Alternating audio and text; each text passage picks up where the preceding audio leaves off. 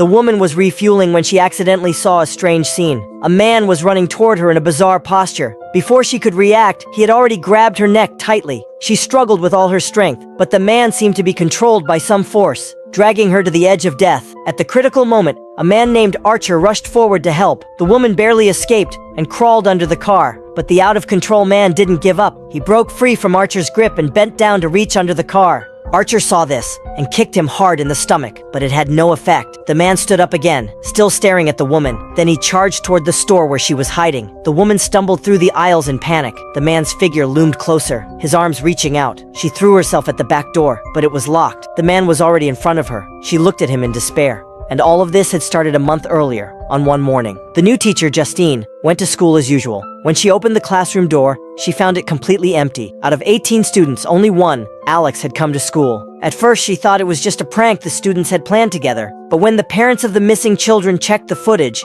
the truth came out. At exactly 2:17 a.m., all of the kids woke up as if under a spell. They opened their doors, ran into the silent street in strange postures, and vanished into the dark night. The town's police were fully mobilized, but found nothing. Alex, the only one who hadn't disappeared, said he didn't know anything. The school shut down for a whole month to search for the children. Almost every family in town joined the search teams, but no matter where they looked, it was useless. The kids had vanished as if erased from the world. To comfort the grieving parents, the school organized a support event. As the homeroom teacher, Justine also attended. She wanted to ease the parents' doubts about her, but in their anxious eyes, the new teacher was already the culprit. No matter how she explained, it didn't help. When the parents grew more agitated, Principal Marcus quickly escorted her away. On the way home, Justine's heart was heavy. The children's disappearance had nothing to do with her. Like the parents, she also hoped to find them, but no one could understand her sincerity. She stopped by a liquor store. Her phone suddenly rang. When she picked it up, there was only silence. Just as she was about to hang up, a cold, threatening voice came through. It was clearly another angry parent acting out. After leaving the store, Justine felt eyes staring at her. She gripped her bag strap tightly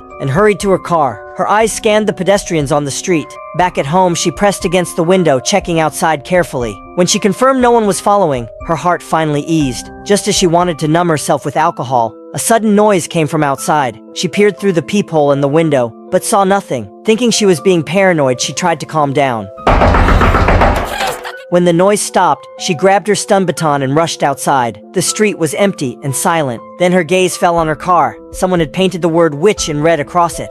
The next day, Justine went to school, only to be told her work was suspended. Marcus feared her presence would anger the parents even more. Until the parents could be rational, Alex would be moved to another class. Justine couldn't accept being labeled as a witch. She wanted to talk to Alex personally, but Marcus strongly opposed it. Alex was the key figure in the case. He had already been investigated, his home searched, and was under media attention. For a young boy, it was already too much. Marcus feared more trauma, and also feared Justine crossing the line, so he ordered her to stay away. Watching Alex walk alone through the crowd, Justine made up her mind to uncover the truth. She went to the police station, reporting her vandalized car as an excuse. Although the police only agreed to file a record, she didn't care. Her real purpose was to meet her ex-boyfriend Paul, a local police officer who was now married. That night, the two met at a bar and ended up sleeping together. Justine revealed her true purpose. She wanted to know the progress of the investigation, but Paul's answer was like a bucket of cold water. The police still had no clue at all. This only strengthened Justine's resolve to investigate on her own.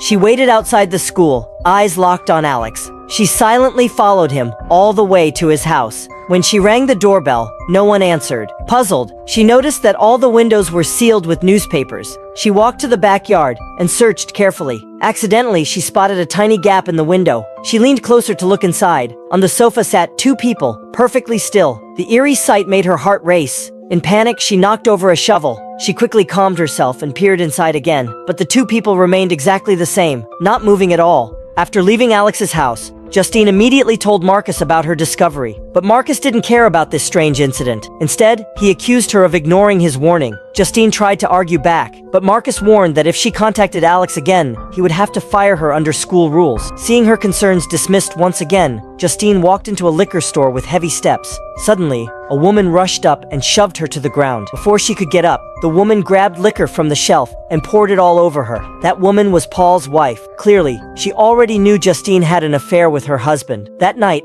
Justine sat alone on the sofa, drinking to drown her sorrows. Sleepiness came quickly, and she soon drifted off. When she woke again, she found herself inside the school. She walked into the classroom and saw all the children sitting at their desks, but every one of them had their heads lowered in silence. Suddenly, Alex in the back row raised his head. His twisted, eerie face made Justine jolt awake. It was only a nightmare. She let out a breath of relief, but as she lay back down on the bed,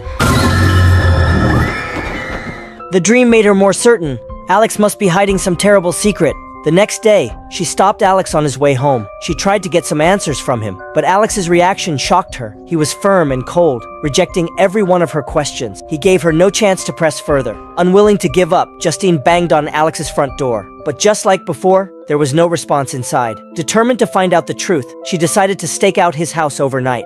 As night fell, she fell asleep in her car. She didn't know how long had passed when Alex's door slowly creaked open. A strange female figure stepped out of the darkness. Her movements were stiff, like a puppet on strings. Step by step, she shuffled to Justine's car. She climbed into the back seat and cut off a lock of Justine's hair with scissors. Meanwhile, another person was also sinking in misery. Archer, the father of missing boy Matthew. Since his son disappeared, he had been drowning in despair. His only comfort was replaying the footage of Matthew leaving home, hoping to find some clue. He even went to the police station every day, asking for updates. But the police chief always gave the same, empty answers. In Archer's eyes, the investigation went nowhere because the police let Justine, the biggest suspect, walk free. She had already been expelled from her last school for misconduct, and now she was teaching here. How could someone with a record like that not be guilty of something? But the chief firmly replied there was no evidence linking her to the case.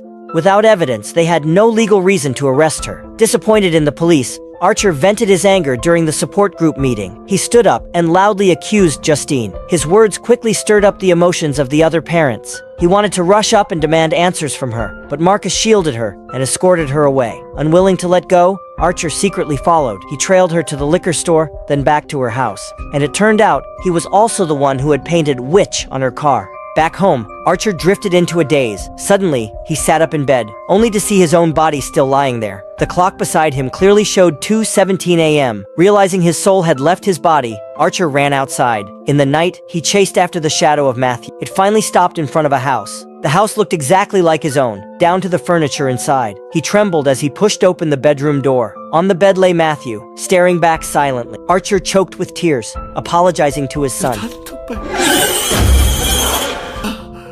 The next morning, as Archer prepared to go to the police station, he recalled the path Matthew had taken in his dream. He quickly pulled out a map, marking his house and the signal tower. Then he circled the area where Matthew had disappeared. To be more accurate, he visited another family who had also lost a child. He begged them to share the footage of their child's disappearance. When he added that path to the map, the two routes overlapped, and just like that, his search area narrowed. Just as Archer was about to head to the next family, he suddenly saw Justine pulling into the gas station. The anger he had been holding back instantly broke through his reason. He pushed open the car door and rushed forward, shouting at Justine in rage. Justine quickly tried to defend herself, desperate to explain her innocence. But before she could finish, she caught sight of Marcus in the corner of her eye. Marcus was sprinting toward her like a man possessed. He grabbed her by the throat.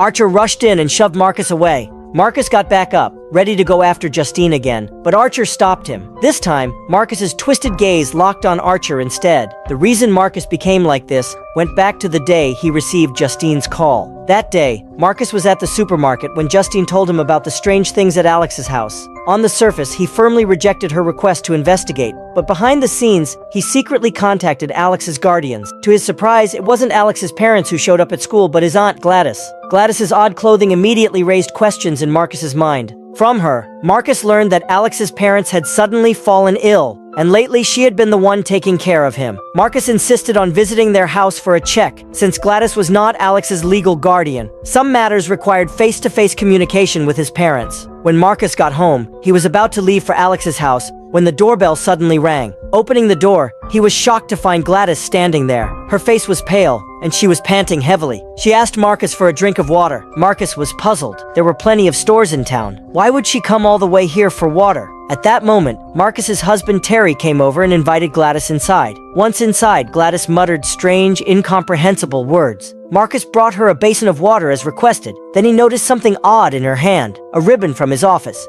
She tied it around a tree branch and suddenly cut her palm open. Marcus quickly told Terry to grab the first aid kit. But when Terry leaned closer, Gladys pulled out scissors and cut off a lock of his hair. Marcus couldn't take it anymore. He picked up the phone, ready to dial 911, but Gladys pulled a small bell from her bag. With a gentle shake, Marcus's phone slipped from his hand. His body froze in place, as if no longer under his control. Gladys wrapped Terry's hair around the branch. When the branch snapped with a crack, Marcus suddenly lunged at Terry. He vomited thick black blood, then smashed his husband's head in. But Gladys didn't stop her sorcery. She removed Terry's hair from the branch and replaced it with the strand she had cut from Justine. When she snapped it again, Marcus's hollow eyes turned, and he bolted out of the house. Under the spell, Marcus ignored everything around him. He ran madly through town, straight to the gas station where Justine was. He grabbed her throat, trying to kill her. Luckily, Archer stepped in to save her, but the relief didn't last. Marcus broke free and charged again. At the critical moment, Archer tackled him to the ground. Taking the chance, Justine ran outside and jumped into her car. But Marcus smashed through the window with his fist and reached inside to grab her. Terrified, Justine sped away from the gas station, but Marcus still chased after her. Archer ran out, jumped into his own car, and followed close behind. At the intersection, Marcus got hit by another vehicle and thrown into the air. After surviving this deadly encounter, the misunderstandings between them finally cleared. Archer realized that Justine, like him, was also a victim of this strange event. Justine was confused. Why had Marcus turned into such a monster? With a grim face, Archer explained that his son Matthew had vanished in the same way. He pulled out his map and showed her his notes. Looking at the circled area, Justine remembered Alex's house was inside it. Clearly, all of these strange events were somehow connected to Alex. The story went back to 1 month before the disappearance case. Alex's family welcomed an unexpected guest. His long-absent aunt Gladys suddenly asked to stay with them. Gladys claimed she was gravely ill and had only a month left to live. Out of family ties, Alex's mother agreed to let her sister move in. One day, Alex accidentally pushed open Gladys's bedroom door. On the table, he saw a strange wig and a bizarre potted plant. Gladys was lying on the bed, her face weak, but her sharp eyes stared at him without blinking. At first, Gladys's arrival didn't seem to affect daily life. Until one afternoon when Alex waited a long time after school, his father never came to pick him up. In the end, Alex walked home alone. Opening the door, he saw his parents sitting at the dining table. Confused, he stepped closer and asked his father what had happened, but his father only greeted him with a blank expression. Just then, Gladys walked out, though she was supposed to be bedridden. With an odd enthusiasm, she waved and called Alex to her side. Sensing something was wrong, Alex splashed water at his father. His father only raised his hand mechanically, wiped the water from his face, and then sat still without further reaction. Gladys's false smile instantly vanished. She ordered Alex to go upstairs and sleep immediately. Terrified, Alex didn't dare resist. That night was long and strange. The next morning, Alex nervously came downstairs. His parents were still seated at the table, in the same exact position as yesterday. Meanwhile, Gladys had changed into eccentric clothes, her attitude cold and different from before. She took a branch wrapped with Alex's parents' hair, cut her finger, and snapped the branch. At that moment, Alex's parents, like puppets, picked up forks from the table and stabbed their own faces wildly. Alex tried to stop them, but it was useless. Gladys then tossed the branch into a bowl of water. She warned Alex to keep her secret. If he disobeyed even a little, she would make his parents suffer a fate worse than death. It turned out Gladys used dark magic to feed on people's life energy and regain her strength, or to control others and make them kill. Under fear and threats, Alex had no choice but to obey. From then on, he lived as if nothing had changed. Every day, his parents sat at the table motionless. Worried about them, Alex asked Gladys what to do. She coldly told him to feed them canned food. So after school, Alex always stopped by the store for cans and carefully fed his unresponsive parents. This went on for an unknown amount of time. One night, Gladys suddenly woke Alex. In the dim room, she looked pale and weak. She told Alex her illness was getting worse, and hospitals could no longer help her. She begged Alex to save her. Then she gave her condition. If Alex brought her something from each of his classmates, she would leave once she recovered. Wanting to free his parents, Alex secretly took his classmates' name tags from the classroom. But at that moment, Justine walked in. She noticed Alex's strange state and tried to comfort him. Still, Alex's mind was full of only one thought: saving his parents.